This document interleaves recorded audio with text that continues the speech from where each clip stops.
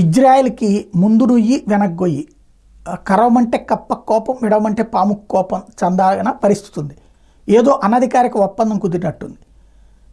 ఏదైతే పాలస్తీనాకు సంబంధించిన కొంతమందిని తాజాగా విడుదల చేసింది ఇజ్రాయెల్, ఏ లెక్క లేకుండా. వాస్తవంగా అయితే వాళ్ళు 5 బందీలు విడిచిపెడితే వీళ్ళు 50 మందిని విడిచిపెట్టాలన్నది అంతలో హమాస్కి వీళ్ళకి మధ్య జరిగిన చర్చలు. కానీ వాళ్ళెవ్వరిని విడిచిపెట్టకుండానే ఇజ్రాయెల్ తాజాగా కొంతమందిని విడిచిపెట్టింది. అందులో గాజాలోని షిఫా ఆసుపత్రి డైరెక్టర్ మహమ్మద్ అబూ సల్మియా ఉన్నాడు. 7 నెలల క్రితం ఆయన ఇజ్రాయెల్ సైన్యం అదుపులో తీసుకుంది. ఆసుపత్రిని హమాస్ కార్యకలాపాలకు ప్రధాన కేంద్రంగా మార్చారని సల్మియాని ఇజ్రాయెల్లో అప్పటి నుంచి అరెస్ట్ చేసి విచారిస్తోంది. అలాగే సల్మియాని విడుదల చేశారు. ఇప్పుడు దాని మీద ఇజ్రాయెల్లో ప్రజలు తీవ్ర ఆగ్రహం వ్యక్తం చేస్తున్నారు.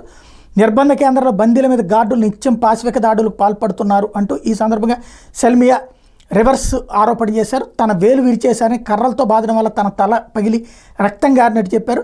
తమ మీద కుక్కలను కూడా ఉసిగొల్పారంటూ చెప్పడంతో విడుదల చేసిన తర్వాత ఇప్పుడు ఇజ్రాయెల్కి పెద్ద రివర్స్ అయింది. ప్రపంచవ్యాప్తంగా ఇజ్రాయెల్ ఈ అంశాల మీద నిలదీస్తున్నటువంటి పరిస్థితి.